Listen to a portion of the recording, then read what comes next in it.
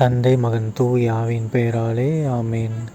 யோவான் எழுதின நற்செய்தி வாசகம் அதிகாரம் 6 இறை வசனங்கள் 24 முதல் 35 முடிய.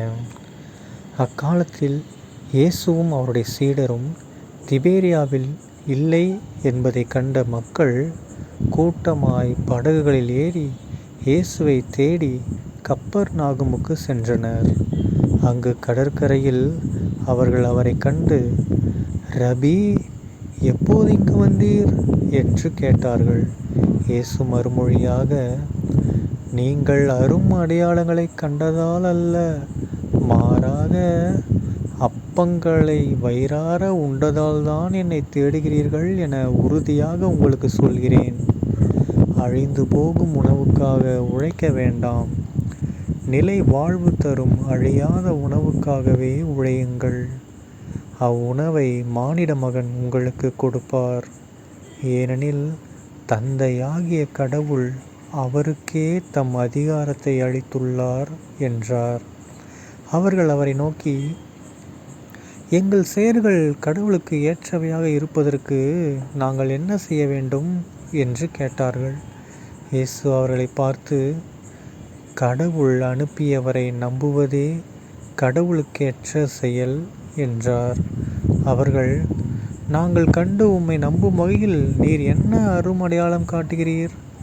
அதற்காக என்ன அரும் செயல் செய்கிறீர்? எங்கள் முன்னோர் பாலை நிலத்தில் மன்னாவே உண்டனரே, அவர்கள் உண்பதற்கு வானிலிருந்து உணவு அருளினார் என்று மறைநூலிலும் எழுதப்பட்டுள்ளது அல்லவா என்றனர்.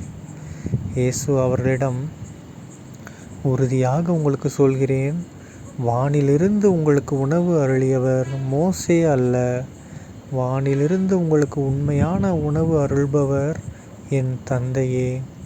கடவுள் தரும் உணவு வானிலிருந்து இறங்கி வந்து உலகுக்கு வாழ்வு அளிக்கிறது என்றார். அவர்கள், ஐயா, இவ்வுணவை எங்களுக்கு எப்போது தாரும் என்று கேட்டுக்கொண்டார்கள். இயேசு அவர்களிடம், வாழ்வு தரும் உணவு நானே.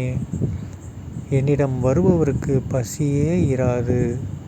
என்னிடம் நம்பிக்கை கொண்டிருப்பவருக்கு என்றுமே தாகம் இராது என்றார். ஆண்டவரின் அருள்வாக்கு. கிறிஸ்துவே உமக்கு புகழ்.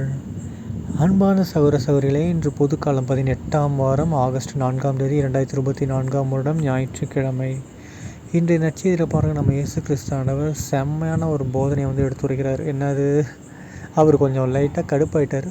ஏன்னா மக்கள் அவரை தேடி வரும்போது அவர் என்ன சொல்லிட்டாரு, நீங்கள் நான் பண்ண அரும் அடையாளத்தை பார்த்துலாம் என்னை தேடி வரல, நான் சாப்பாடு போட்டோன்னே நீங்கள் வந்துட்டீங்க அப்படின்ட்ட மாதிரி சொல்லிட்டாரு. அது மட்டும் இல்லாமல் நம்ம எல்லாத்துக்கும் ஒரு பொதுவான ஒரு விஷயத்தை எடுத்துரைக்கிறார். என்ன விஷயம்னா, நம்ம எல்லோரும் பாருங்களேன், டெய்லி உழைக்கிறோம், மாடாக உழைக்கிறோம். எவன் வந்துட்டியோ திட்டு வாங்கிக்கிட்டு மாடாக உழைக்கிறானுங்க எல்லோரும். கரெக்டுங்களா?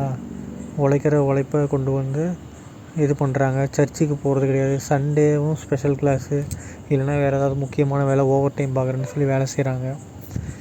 இல்லைனா சண்டே ஒரு நாள் தான் லீவுன்னு ரெஸ்ட் எடுக்கிறது, சர்ச்சுக்கு போகாமல் இருக்கிறது. அப்படிலாம் பண்ணுறத பார்த்து ஏசப்பா இன்னும் கடுப்பாகி என்ன சொல்கிற பாருங்கள், அழிந்து போகும் உணவுக்காக ஏன்டா உழைக்கிறீங்க? அதெல்லாம் பண்ணாதீங்கடா, அழியாத நிலை வாழ்வு தரும் உணவுக்காக உழையுங்கள்ன்றார். ஓகேங்களா? நம்ம எல்லாருக்குமே தெரியும், நிலை வாழ்வு தரும் உணவு யார்? இயேசு கிறிஸ்து தான். ஸோ இயேசு கிறிஸ்துவை நோக்கிய நிலை வாழ்வான அந்த வாழ்வை அடையிறதுக்கு நாம் கண்டிப்பாக அவர் காட்டிய வழியில் நடந்தால் மட்டும்தான் நிலை வாழ்வுக்கான உழைப்பாக இருக்கும். இல்லைன்னா நம்ம பூமிக்கு வாழ்கிறதுக்காக உழைச்சிக்கிட்டு சாப்பிட்டுட்டு தூங்கிக்கிட்டு அப்படியே இருக்க வேண்டியதான். ஓகேங்களா? அதனால் இறந்த பின்னாடி நிலை வாழ்வு கிடைக்க வாய்ப்பு கிடையாது. ஓகேங்களா? அது மட்டும் இல்லாமல் இன்னொரு முக்கியமான விஷயத்தை என்ன சொல்கிறாரு பாருங்க, இந்த மக்கள்லாம் சேர்ந்து இன்னும் கடுப்பேற்றிட்டாங்க ஏசப்பாவை. எப்பா, அந்த காலத்தில் நம்ம மோசே எல்லாருக்கும் மண்ணாங்கிற உணவு கொடுத்தாரு, வானத்துலேருந்து பொழிய வச்சார், அந்த மாதிரி ஏதாவது அரும் அடையாளம் செய்ப்பா, அப்போ தான் நம்புவோம் அப்படிங்கிற மாதிரி கேட்டுவிட்டாங்க. உடனே நம்ம ஏசப்பா கடுப்பாயிடாடே, வானத்துலேருந்து மண்ணாவை கொடுத்தது மோசேவா? கிடையாது. வானத்துலேருந்து மண்ணாவை கொடுத்தது என் தந்தையே. ஓகேங்களா? கடவுள் தான் கொடுத்தாரு. மோசே கேட்டுக்கிட்டதுனால கடவுள் கொடுத்தாரு. கொடுத்தது யார்? கடவுள். ஆனால் அந்த கடவுளே உங்களுக்காக உணவாக மாதிரி வந்திருக்கேன்டா நான் அப்படிங்கிற மாதிரி சொல்ல வர்றார் ஏசப்பா. ஓகேங்களா? வானிலிருந்து உங்களுக்கு உண்மையான உணவு அருள்பவர் என் தந்தையே அப்படின்னு சொன்ன பிற்பாடு, கடவுள் தரும் உணவு வானிலிருந்து இறங்கி வந்து உலகுக்கு வாழ்வு அளிக்கிறது அப்படின்னு சொல்கிறாரு. இதை கேட்டோன்னா மக்கள் வந்து பாருங்கள், ஐயா இவ்வுணவை எங்களுக்கு எப்போதும் தாரும்ன்றாங்க. எங்களுக்கு எப்பயுமே கொடுங்க அப்படின்னு கேட்குறாங்க.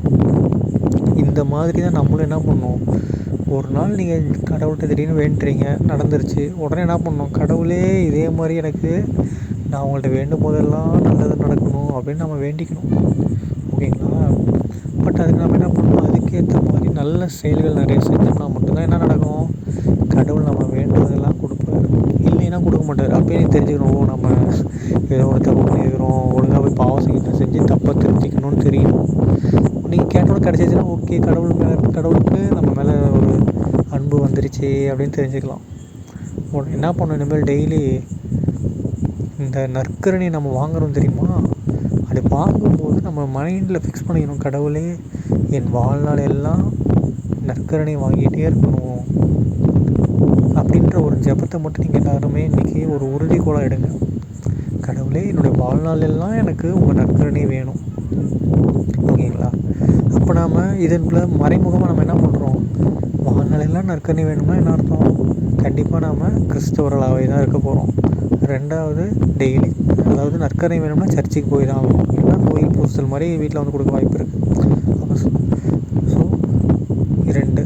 3வது, கண்டிப்பாக நமக்கு நம்பிக்கை இருக்கணும். கடவுள் மேலே நம்பிக்கை இருந்தால் தான் நம்ம என்ன பண்ண முடியும், நற்கரணின்னு ஒன்று வாங்குவோம், இல்லைன்னா வாங்க மாட்டோம்.